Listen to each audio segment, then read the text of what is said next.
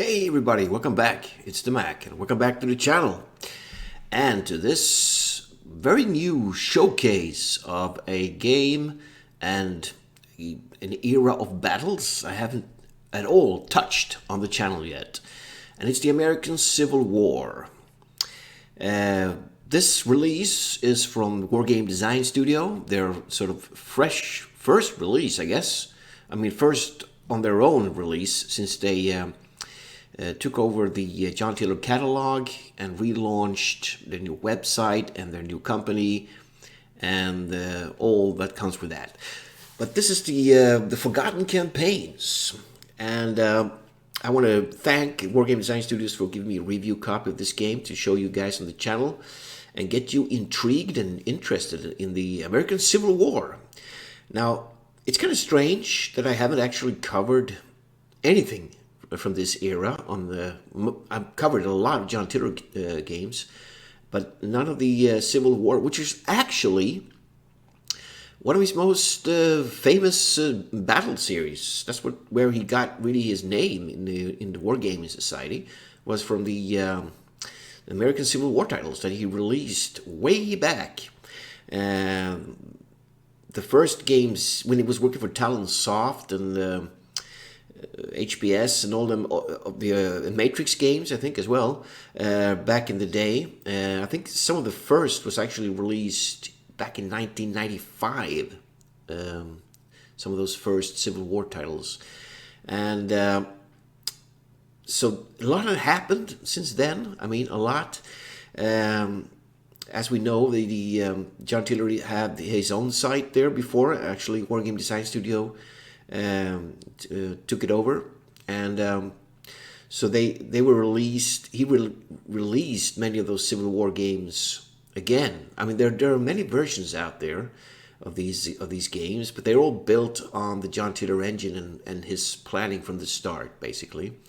And he has collaborated with many gaming sites and gaming companies, so they have evolved. That's how I think actually one of the first games I ever played, the John Taylor games, was an American Civil War game. I think it was the Battle of Bull Run was one of the first titles that I actually played back in the day when you had CDs and you bought the box and everything.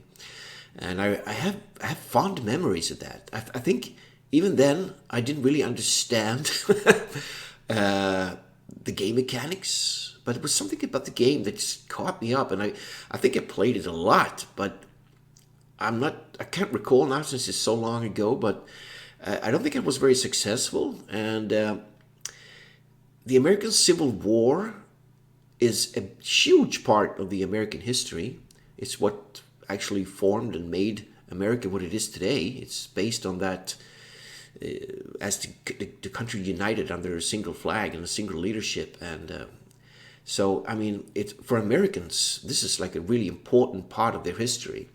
But for us people living in Europe, especially many generations later, it's kind of a war that we're not that familiar with. We're not that connected to it. Even though many of our ancestors that traveled to America in those days were probably part of this, and or their kids and their generations were actually fighting for that independence and that the union of the country, basically. It's very interesting history there. I don't know a lot about it. I mean, I know the basics of the history, but I have never dived deep into the Civil War, and definitely not into the games at all. But I plan to do it because it's very interesting era of warfare. It's just before, it's after the Renaissance and the musket and pike, and it's sort of it's sort of a rifle era. They did have muskets as well, I guess, and they had revolvers, and they had the early guns and the cavalry and bayonets, and this sort of the warfare sort of reminds a bit of that. They moved up like formations. They fired volleys at each other, and then they charged, and it was carnage. It was pretty pretty nasty hand-to-hand combat, and yeah, pretty brutal fighting there. And of course, artillery was evolving at this time as well. The artillery was playing major parts in these battles, and also naval warfare was changing during this time, and it became more apparent that it was importance to have dominate the seas and dominate the I mean, okay, it had happened even before the American Civil War, of course, but I mean, it was a big part of this war. And the cool thing is that in the Forgotten Campaign series here, they actually taken up a lot of the naval aspects of the war as well. So let's just have a check at the website here. Forgotten Campaigns. So what is this title all about? I mean, this is the 15th installment of the Civil War battles, and wow, it was. I mean, it lasted for like was it almost 4 or 5 years, and there was huge casualties, and there was a lot of things that happened in America at the time, and many things changed, and the country united from the classic North and the South. And of course, a big part of the war was the question about slavery and the freedom of these people that have been enslaved for so long. And they were a huge part, and they are. I mean, their generations now are a huge part of the American population. These people were like snatched from Africa and taken under horrendous conditions to this new continent by the European powers that had it at the time. And they were used for just manual hard labor, and they were treated like animals. It was terrible. I mean, the whole history aspect there is just, when you think about it, it's just nuts that it actually happened, that these people were actually forced there under harsh conditions and worked to death and treated really badly. And they weren't even treated as humans. They were, I mean, it was terrible. And this was something that I guess people started to understand in the late 19th century there, that this was not the way to go. Even though slavery was abolished and all that, and there were amendments passed, the African population still had very harsh restrictions and lived very bad for many years. I mean, we know all about what happened in the 60s and 70s, and Martin Luther King and the freedom of rights and all that. I mean, it lasted for a very long. It's still a problem today, as I understand, when the media and the news coverage we get from America. I mean, I don't live in the States, but I mean, it's still a problem. And I mean, of course, it's not only America. I mean, it's every country on earth where there is a minority population. They always tend to be treated badly, which is, I don't know, I guess our human nature is just really shitty sometimes. I mean, that's how we are, I guess. Let's not go into too much of a deep psychological discussion about that. Let's get back to the game. All right, Forgotten Campaigns. Right, so what this title is all about is that it's a very, as it says, it's a title unlike any other of the Civil War battle series. It covers a wide range of actions from all theaters of the war. So this one doesn't actually focus just on one campaign. This one covers like the whole war, and it takes up all those forgotten campaigns that haven't been in the spotlight, but were very important for the war. Some of these were actually really important to what would happen later on, but they haven't had the spotlight on them, so to speak. So the fighting will range from frontier actions in New Mexico during 1862 to Mobile Bay in 1865.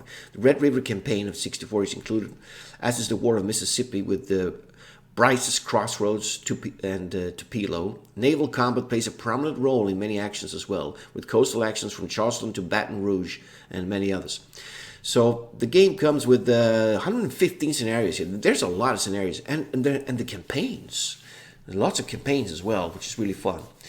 So they really put a lot of research and work into this title. You can tell it's serious stuff, and the included battles are a lot here. As I said before, my knowledge actually of the American Civil War is very limited.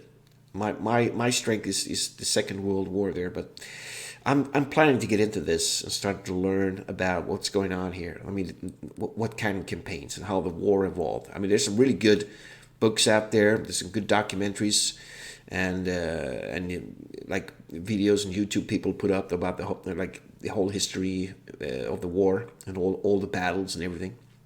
I mean, it's actually one of the most written wars and researched wars as well, because many people have been very intrigued of this. And I mean, apart from the Second World War, I guess it's been, but a lot of work has been gone into this. So this is the first installment there. I mean, the first release of the Wargame Design Studios there. So really happy to take part of that and try it out. It actually would have gone up on the channel a couple of weeks earlier, but I've been sick. I had the corona. I survived, and so I'm back at it again here. Right, so let's see what. So yeah, this you guys can all check this out on their new flashy website here. It's. I mean, the graphics are good as well. We're gonna have a look at that later on. So when you install the game, it looks like this. So that's different from the old John Tiller titles there. That was usually a different sort of setup in the folder system here, but I like it. It looks more slick and stuff. So really, in manuals, yeah, this is where all the written documentation is basically, and so you can have a look at the change log, for instance. This is important here because they've all the games have been revised now to the 4.0 patch. Even the squad battles and the Panzer campaigns and the Panzer battles, everything's been like revamped to this new enhancements feature that they have launched. The stuff they were trying to implement, they were doing actually when it was under the John Tiller title there. So here you can have a look. I mean, guys can pause the video and read it here, but I mean, they some new support. I mean, some new features added to the games, which is all good. So have a look at that. They still have the editing and in the campaigns and everything. Notes are important. Notes are not that big for this title, but still gives you what you need to know, basically. So, so here they have explained all the the New Mexico 1862. Many of this stuff doesn't actually. I mean, I know many of you viewers and many other people that are experts in this, and they know the war by heart. But for me, it's like, what? I have no idea. But I mean, I know what New Mexico is, of course, and I know these towns like Baton Rouge and Charleston and all this. I mean, I know I've read about these places, but the battles themselves, I have no idea. So this is going to be fun to play. Actually, I'm going to do my own extensive research for every scenario I play and read up on what actually happened, where in the campaign it took part, and stuff like that. As I've said before, this is the strength of all the John Tiller games and the Wargame Design Studio now games. It's that it's a history lesson. You learn a lot, and you can really dive into this because it's so interesting. It's so well made. So it catches your attention if you're into this, if you're into warfare, if you're a war gamer. If you're not, I guess you could just stop the video now. Right, so here you have a new slick getting started. They really made these look better now, I think. So this is for this is when you first play the game. I advise you. I played this already to get the hang of the game here. This is really well written, and look at this, the optional rules now. Whoa, there's a lot. But they are optional. You could play this game without any of the optional rules. I mean, you can do that. But I think many of these optional rules have been added through the years because of extensive critique. I mean, from players that have, debated the game and written forums and stuff, and they've taken that in consideration. And so the games are formed out for you to sort of, click your own rules, what you think is more proper and realistic, and play the game as you sort of want it to be. I think that's great. If you don't want to bother with all this stuff, you can just don't click it. I mean, you can just play the game as the default, basically. So this is the getting started here. We're going to have a look in the game later on. We're going to have a look at the scenarios and stuff as well. So this is really good. Play this. I had a fun time playing this. It's really good. I'm going to go down. Geez, this is pretty extensive here. I'm going to go down to, because they have something really fun in this. Keep reading here, and here, look at this: naval warfare and forgotten campaigns. Wow, look at that. That is so cool. They actually take they have a scenario here that they advise you to play. To get the feel of of the naval battles that took part. So look at this. These were called they're mines, but I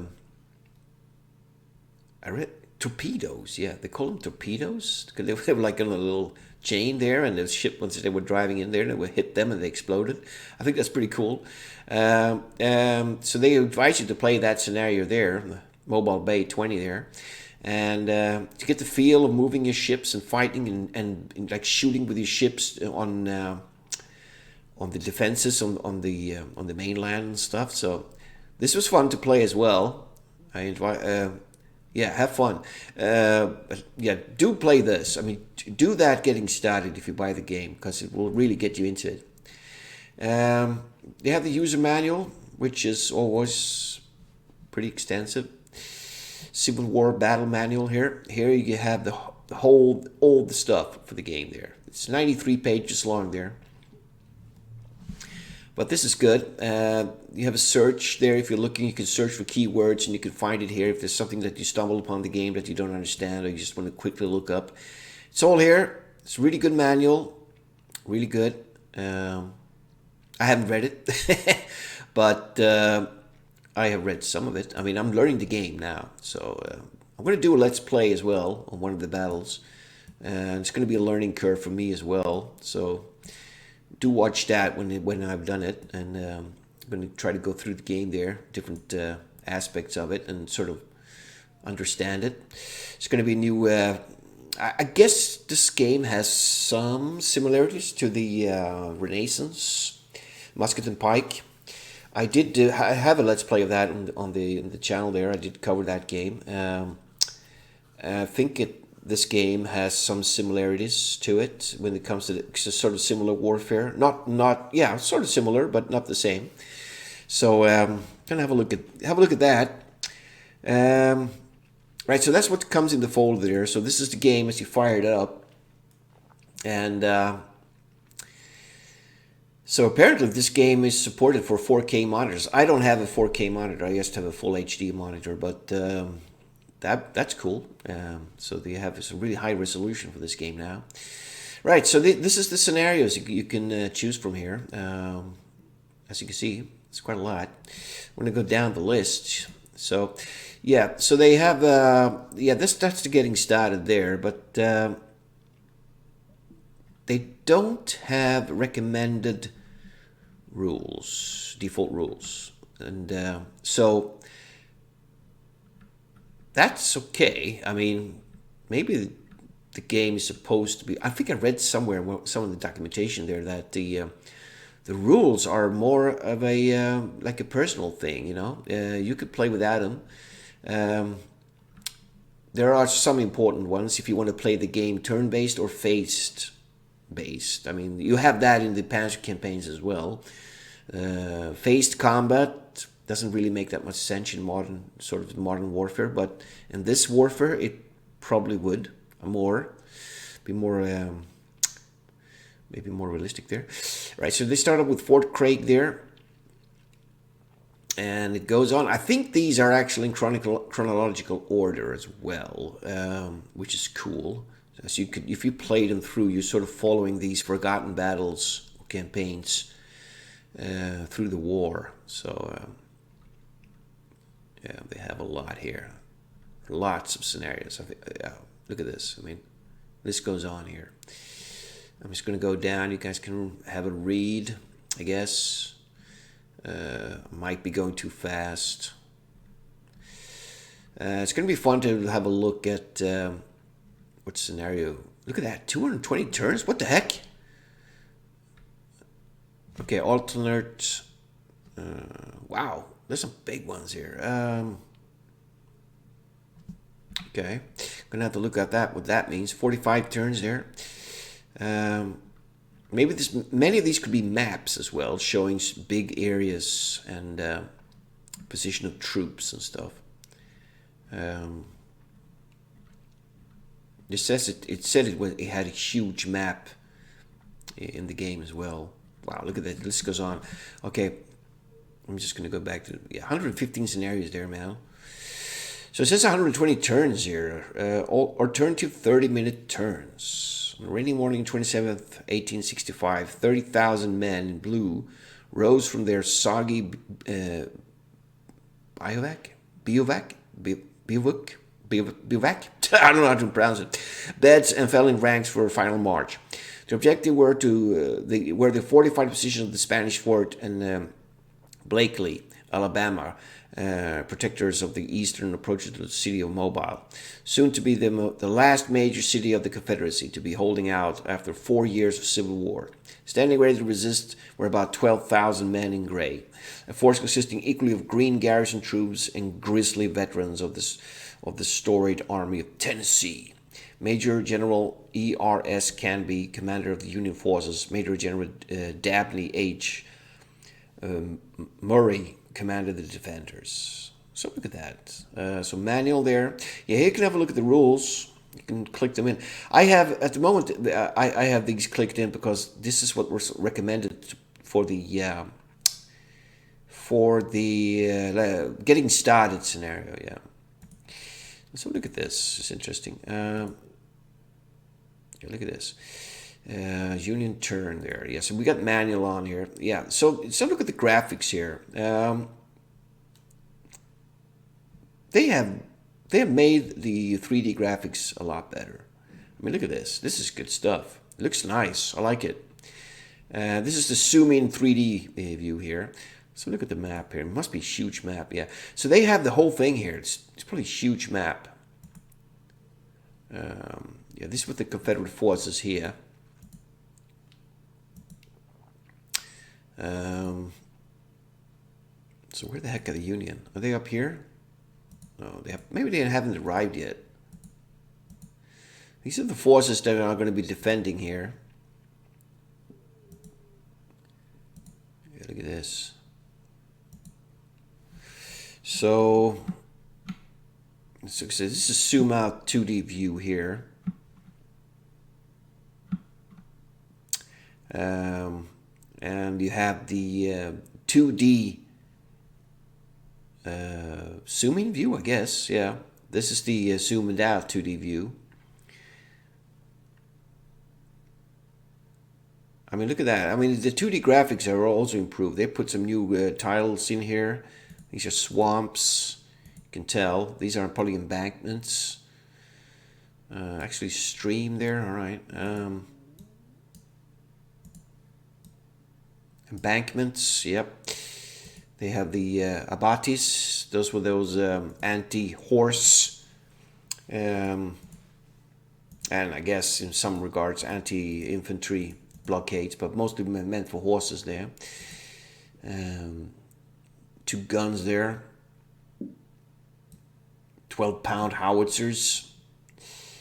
Yeah, so I mean, the graphics here, they've improved all these things here.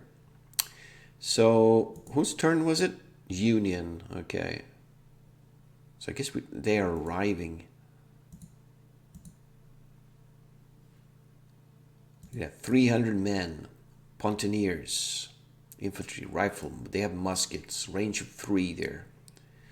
So, are they advancing then? I guess. Wow, this is the zoomed out 2D view here.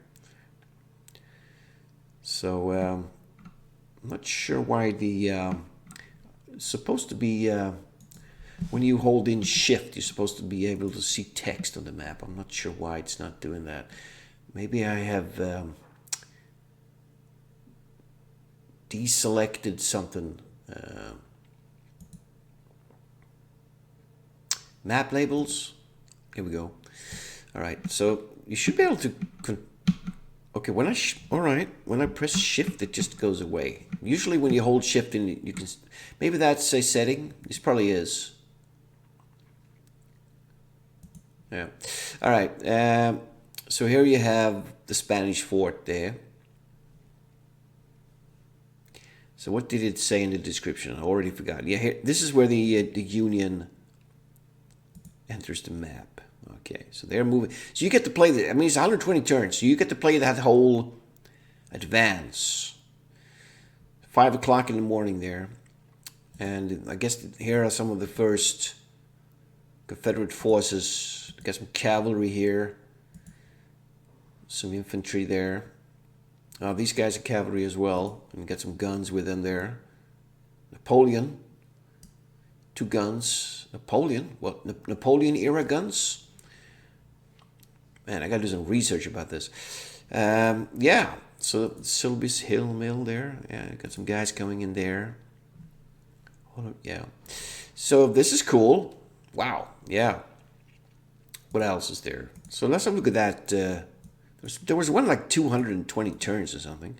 Look at this. Last campaign. Historical. Yeah, they have some good stuff here. Menu system is updated. There's some really good music in this game. I have actually turned it off now because it would probably be disturbing as I'm showing the game. But there's some really good. Have you noticed there's no background battle noises? I sort of miss that. I thought that was kind of soothing to hear. They have sound effects and they have background music, but there's no background like battle sounds.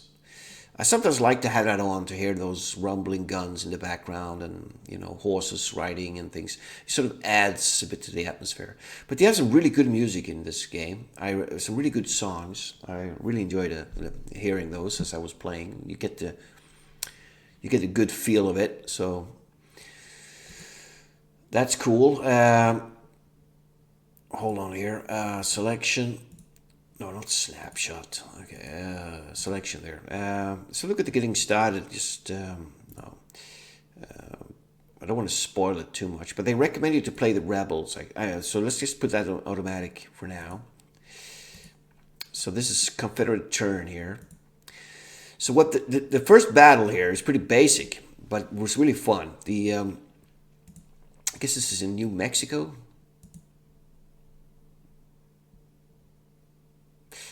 Probably is, yeah. So you're commanding Confederate forces here, moving in, and there are some Union forces defending this ridge. And I guess this pigeon ranch is an objective as well.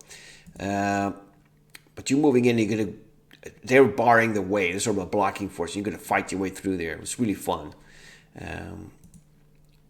You have some brigands, 4 horses there running around, but scouts. And here you have then the leaders there. So sort of small units of 80 men, for example. Here's 82, 52 in the the 4th Texas mounted rifles there.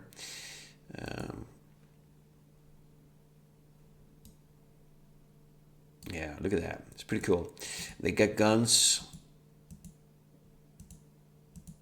I think they're supposed to be, back here. No. Maybe they are arriving. Yeah. Here's the battery here. 12-pound howitzers and a 6-pounder SB. Not sure what that means. As I've said before, it's pretty rusty, my military knowledge of the war here. It's got a range of 14 there, so it's got good range. Smooth bore probably means smooth bore. 6-pound smooth bore gun. That means they have a higher range. And this is just a 12-pound howitzer, sort of a more of a rough cannon there. One thing I've noticed about these games, unlike the campaign series, is that there's no like stats or anything, like for the units that says like soft attack, hard attack, melee, defense, and all that. So nothing of that. One thing that's really important in these games is of course leadership. With the leaders here, these guys are quality B. A being the best, so B troops are pretty badass troops. The artillery's D and C there, and I think at this point here the Confederates had some more badass troops, and the Union were they were like recruiting up manpower. So they had a lot of. It took them a couple of years to get really some good veterans and well drilled troops there. But so in the start, the Union was not doing that well, and then they I think they were doing better in the West. In the East, they had slow going, and the Confederates actually had some really good initial success in their fighting there, and then the tide turned basically. The Union also had a great advantage when it comes to manpower. There was more people. There was more states part of the Union than was part of the Confederates there. So the war lasted for 4 years. 1861 to 1865 there, and it was a very brutal war. I think up to 1 million men, or a million casualties or something. That's counting everything: slaves, civilians, soldiers that died during those 4 years of brutal fighting there. So the central cause of the war was the slavery issue. It became one of the biggest issues later on. Lincoln, the famous president there, he died. I think he died just very close to the end of the war. He never got to actually live during the as the North won the war there.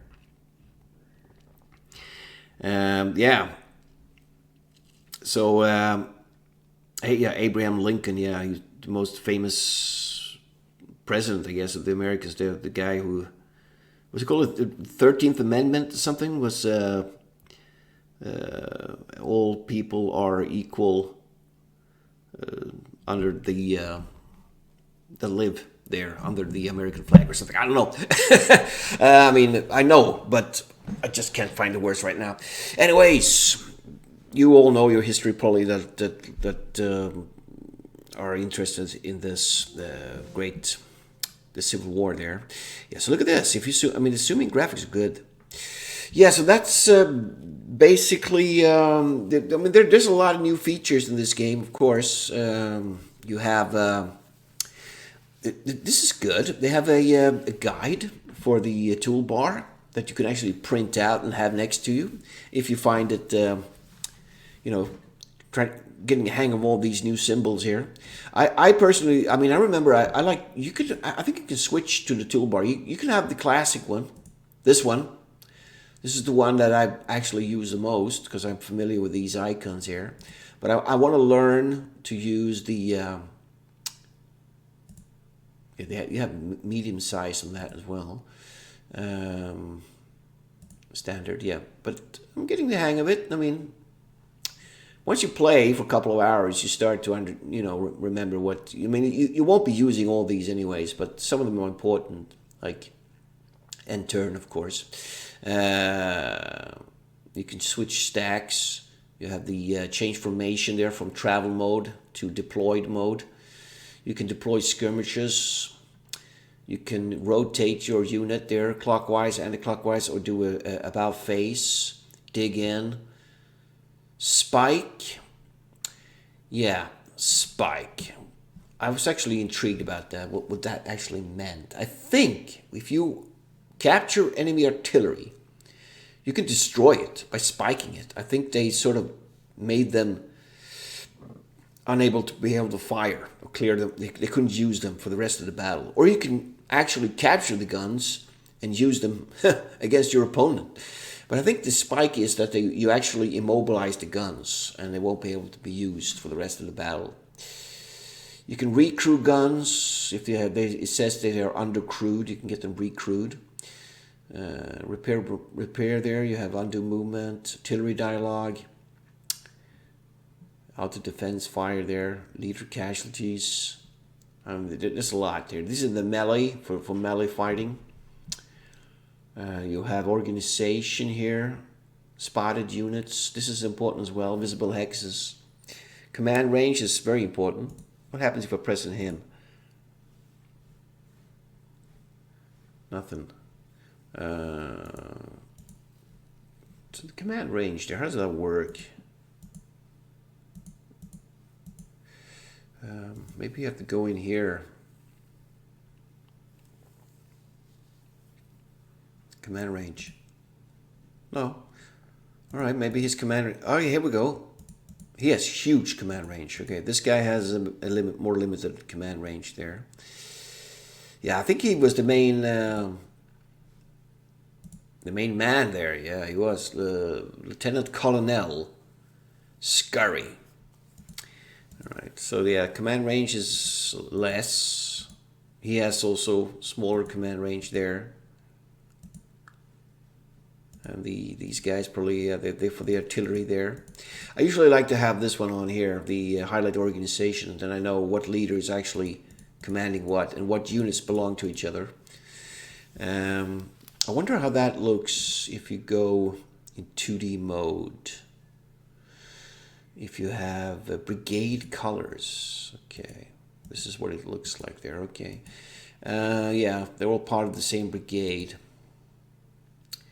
You would probably not move divisions around in this. A smaller scale. I think it's like 125 yards a hex.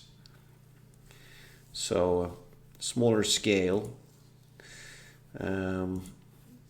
Smaller scale combat there. And obviously the ranges are very limited in these muskets. Yeah, 3 range. Yeah. Some of them only have, I think some only have like 2 range. Okay, most of these guys actually have good range here. 3 range. Yeah, range 1 on these brigands. Yeah. Those guys have range 3 there. I think they got pistols there. Okay. Yeah. So, I'm actually going to wrap this up now. I know you've seen the game, basically. I've showed most of the things, and we'll select a battle and duke it out. See what happens. There was something here I wanted to show. What was that?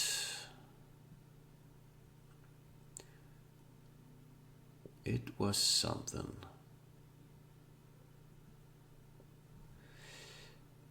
Yeah, if you go into the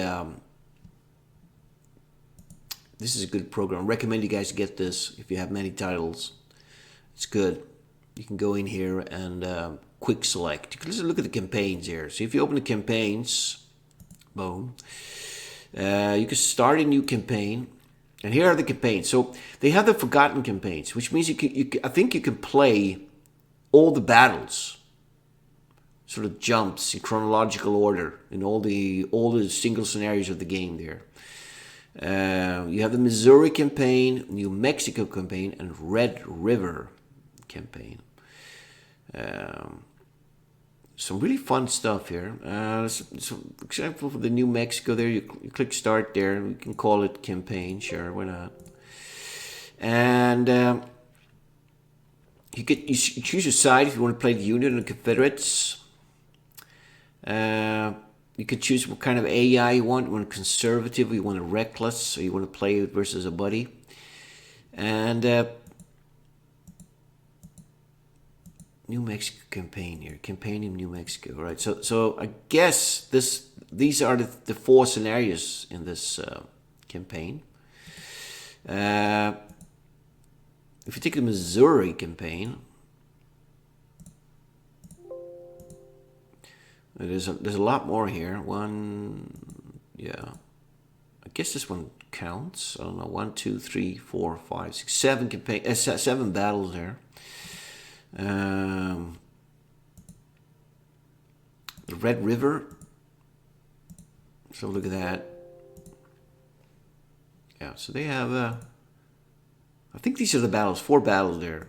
So, for instance, the Red River campaign, I want to be a Union there. I want to have AI conservative. Boom. And you get like a real overview here, what's going on. One damn blunder from the beginning to the end. The Red River Campaign of 1864 by Gary D. Joyner. Actually, Red River is not a forgotten campaign. Written about and studied by military professionals on demand to the feature in the John Taylor software product, the campaign had a profound effect on the war in the West. It was a campaign of conquest and cotton. While the Union fleet threaded its way up the Red River, gathering cotton at every wharf, Nathaniel Banks, with an army of over 30,000 men, parallel advanced on land. Major General Richard Taylor led the woefully outnumbered Confederate force in Louisiana until sufficient troops could be scraped together to resist Banks. All Taylor could do was retreat, almost all the way to Texas. Finally joined by troops rushed from Texas and a little army of Arkansas, Missouri troops sent to aid him from Arkansas, Taylor turned at bay with the Texas border behind him. Cool, huh? So you go continue here, and it goes, the first battle is the Battle of Mansfield. So it explains the battle there, what's going on. And since I'm playing the Union now, it explains that the Union cavalry leads the way, followed by its supply train, an immense column of thundering wagons on the sand track too narrow to turn around in, especially in a hurry. The Rebs have been retreating all week. It is expected they will do so again today. The decision is to press on to Shreveport, overwhelming the light Confederate forces standing in the way. And you're probably up for a nasty surprise there. So that's the campaigns, how that works. And you just continue here. And it gets, the cavalry is to push through any opposition, which is expected to be weak. At any rate, following behind the cavalry and its trains is a strong force of infantry. And it starts up. This I have to read on what that actually means. AI manual, commander control, or automatic. I actually did a try on this off camera. When I pressed automatic, it seems like both sides were actually computerized. So I think it's supposed to be on manual here. Then you have the old rules that you click in there. Reinforcements have arrived. Union. Yes, I was playing the Union. So here we go. Here's the... So we're going to be advancing with this whole big-ass force through here, and we're going to be harassed by the Confederates there. Pretty cool. Pretty late 1864 there, April, yep. Look at this. It's starting to get a bit bigger here now. It's the New York Cavalry, 1st Cavalry Brigade. Almost 400 men there. A lot of guys there. Quality E. Man, yeah. These guys are like green recruits, man. We got quality D here. E. D. Yeah. They're not that sharp. Looks like the artillery with quality C there. And you have the old supplies here, which is probably worth a lot of points, which if the rebels capture that, would destroy it. You're going to have problems there. And there's probably scheduled forces. Yep, there's something coming in there. Here comes the infantry there. Quality C troops. So the cavalry is a bit worse. Yeah. So that's the campaign system there. Pretty cool. And they have the main program help file is pretty good, because this one takes up all the menu systems, the how to play, actually select, and what to do when you're going to play by email, the AI selection. They have the optional rules here explained, which is great.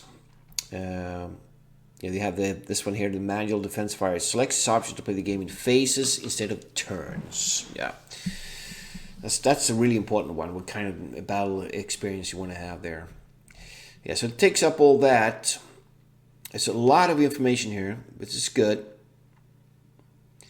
They have about the detached units, standard 2 bars.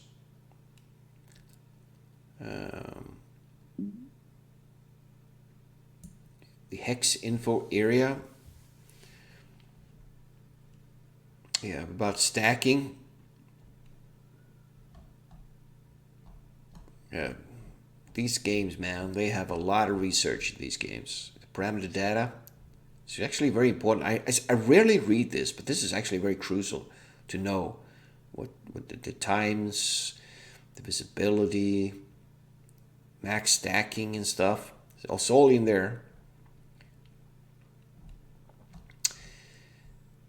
Yeah, very good read this. Takes up a lot of stuff.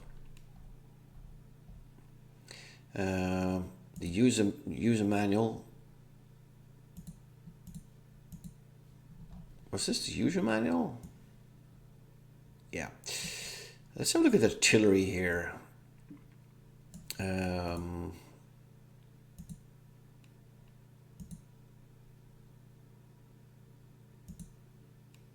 Units, maybe. Types. Artillery, yeah. See, they have quick links as well. I like that. You can jump in the manual there. The movement section. It's nice. Here they'll explain all the lines, the different formations, skirmishers. So that's good.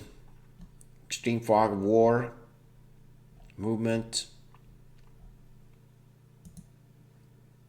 Yeah.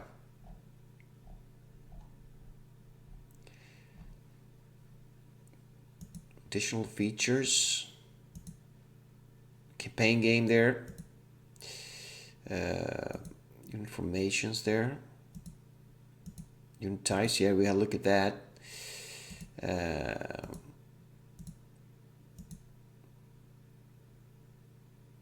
Additional features, the game overview, turns, turn mode, phased mode. Yeah, I guess it could be interesting to try this game in phase mode. It would be sort of interesting actually. The turn mode is after firing unit cannot move for the remainder of the turn, but may melee in that turn. Artillery units cannot fire in the turn, they are limber and change facing. So yeah. So yeah, I guess it's your preference. I think the turn mode would be more accurate because it was kind of mobile action going on there with all the cavalry and stuff. All right, that's it. I'm gonna end the video here, man, and I'm gonna do a separate video for a battle. Have I got 2 games running here? And what to pick? I'm not sure. I'm gonna find something interesting here and duke it out. I'm gonna have a bit of a read about what's going on. So it actually says here is a hint. What you should AI challenge, play as Union. Okay, so it actually tells you what side to try out for the challenge there. That's cool. The old Fort Craig there. There's different versions of many of the battles here. This is kind of, there's no change in the text here. It's just different amount of turns available there. Okay.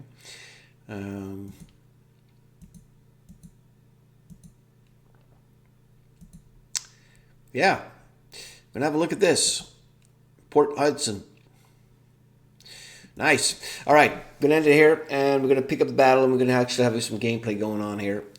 So thanks for watching, man. Hope you guys are gonna be enjoying this, and there will be more Civil War games covered. I do own a copy of the Ozarks campaign Ozark. I'm gonna have a look at that. But as I said, my history is a bit rusty on the conflict, definitely on the battles and the campaigns and which generals and what actually happened. So I'm gonna have a bit of a research on that, have a look at that, and pick something fun and see if I can alter history or not. All right, so thanks for watching there, and have a good one, and see you later.